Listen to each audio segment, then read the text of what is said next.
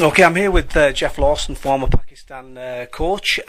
He's over in England doing some commentary work for the BBC for the 2020 World Cup tournament that's ongoing. Just like to convey my thanks to you, Geoff, for taking some time out of your busy schedule and doing this interview for PakPassion.net. Having fun over here commentating? Oh, it's good fun. It's a good tournament. So far, the weather hasn't been too bad. We've had a few games nearly rained out, but I've enjoyed. They always enjoy working with the BBC, and it's given me an opportunity to catch up with a few of the old guys I used to coach. Geoff, obviously, with us being a Pakistani cricket website, most of my questions will focus on your stint as Pakistan coach and the current team, of course. Sum up in your own words your stint as Pakistan coach. Well, firstly, I had a wonderful time. I was living in Lahore, and I quite enjoyed my time there, and I found the people in general just to be very friendly and hospitable, and that always makes your time, living in a foreign country a lot easier. And I was there with my fitness trainer, David Dwyer, who still works with the Pakistan team. So we were, a couple of Goras in a foreign country, and we enjoyed ourselves, a great deal. So I look on, my stint as a wonderful time, and particularly my time in Lahore. So very enjoyable. It was just frustrating that I wasn't allowed to continue in the job, so I could finish my 2 years and really work on coaching, because I'd still love to be doing the job with the boys, because they're a great bunch. Geoff, you say to me that it sounded as though you feel as though it was unfinished business. If you were offered the role again, Intikab Alam's doing the job at the moment. If the job did come up again, would you be interested in taking the role on? Look, I've been asked, several times, would I like to coach again? And my name was linked with the England job, and a couple of other jobs that's been going around with the New Zealand job as well. And I've always said if I had the choice, my first priority would be to go back and finish the job in Pakistan. I was quite enjoying it. I thought we were actually improving as a team. We had lots of things to do and lots of hard work to be done, and get rid of some old habits and get some new habits. But I thought we were going quite well. We had quite a good record. We have a very young team, and it was a very good group to work with. And when you get to work with young guys who simply want to become better and better at what they do, it makes your job a lot easier. So I'd certainly contemplate, if I was offered, I'd certainly contemplate going back and finishing the job I started. Geoff, what were the best aspects of the job and the most frustrating aspects of being coach of the Pakistan team?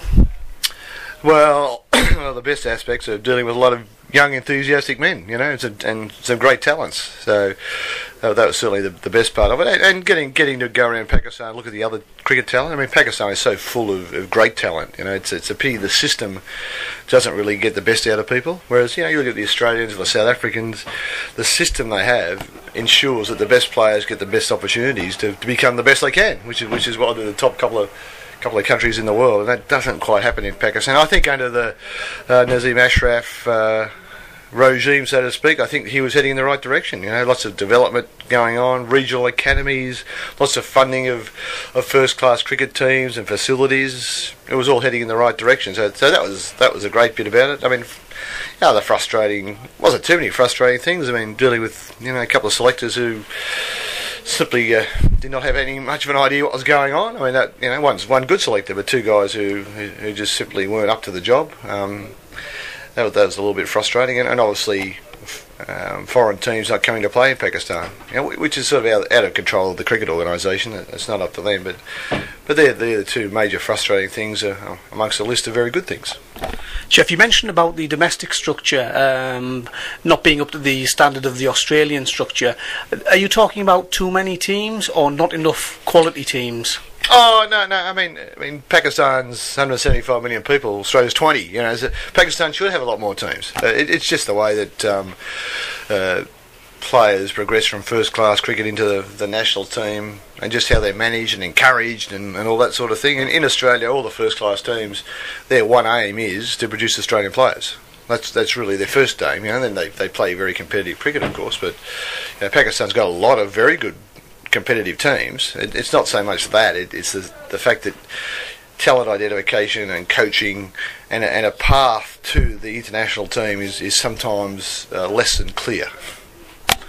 Geoff, you mentioned about interference, or a couple of selectors not sort of knowing too much about selection, yet they were actually selectors.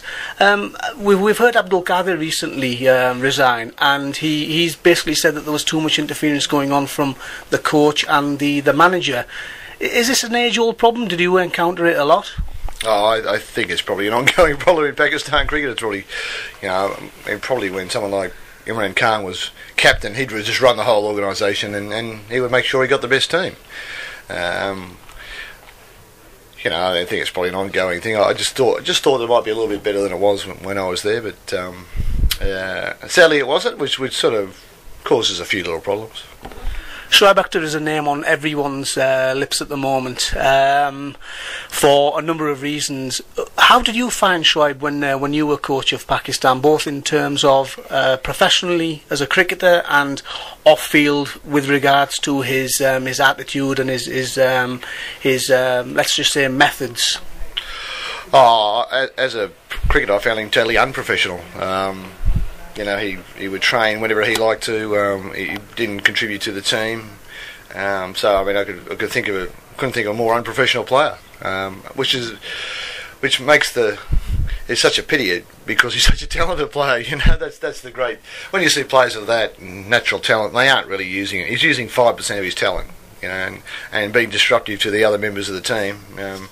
That's a great pity because he has some natural resources in his body and the ability to be able to bowl 150k now that most people don't, and he just wasn't using them to the best. So, once again, a player like that in the Australian system wouldn't even play club cricket. I mean, a club team wouldn't have him. It wouldn't matter how good he was. They'd just say, well, we need players who want to commit to the team, want to make a contribution. You've got to be a team player. You can't be an individual. And I've said this many times that he wouldn't even play club cricket in Australia because people would not have him. And it's a great pity because rarely has there been someone of that natural talent running around.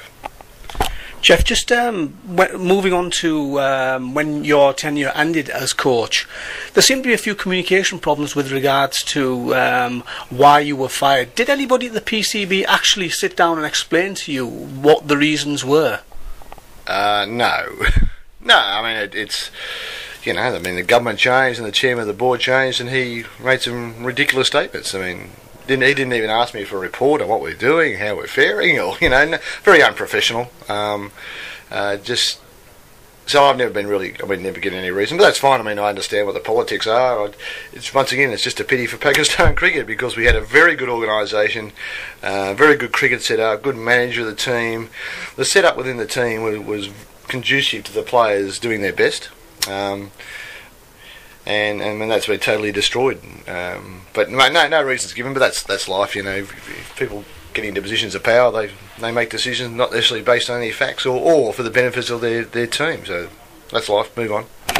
You talked about you had a very good relationship with the majority of the players. How were things with Shoaib Malik, who was obviously captain during your reign as coach? Oh, very good. I mean, he was a young man trying to learn how to be a captain, and he was under a lot of pressure captaining Pakistan at anything, and he was a young guy sort of thrown into the position. So we worked very closely together to try and, help his education. I mean, I was a captain for, 5 years at New South Wales and obviously very much a senior player, and I know the struggles I had when I first became captain, but yeah, look, we were sort of all working in the right direction, and it wasn't Malik's fault that he was given the captaincy. That's just the way things happened in Pakistan, but given that he had the job, we were working steadily. I mean, in another couple of years, I think he would have been a great captain. He may yet be, because he's a very, very thoughtful guy, and I thought actually his own personal cricket improved during the time he was captain as well. So things are heading in the right direction, and Malik was a nice guy, and we're always happy to sit down and talk cricket and do whatever it took to be a better captain, and that was all for the benefit of Pakistan cricket. Geoff, on the subject of captaincy, obviously Younis Khan is the captain at the moment. There's various statements coming out at the moment with regards to whether Younis Khan should be in the 2020 team, never mind captain. What are your views on Younis Khan, the 2020 player and the 2020 captain? Oh, well, I don't know who's making the statements. I believe Abdul Qadir might be making the statements, which I don't agree with. I mean, Younis could be the most enthusiastic cricketer in world cricket, in international cricket. You know, he's got lots of things going for him. I mean, sometimes that enthusiasm bubbles over a little bit, and the mad battalion he comes out. But you know, basically, you can't fault Younis for the effort and the energy he puts into the game, and certainly as a player, he's just a world-class player. So he's certainly going to be in the team, and you know, whether he should be captain or not at 2020, I don't think it matters a great deal who's the captain. But you know, he's a senior player and he's been around the world. He knows what he's doing.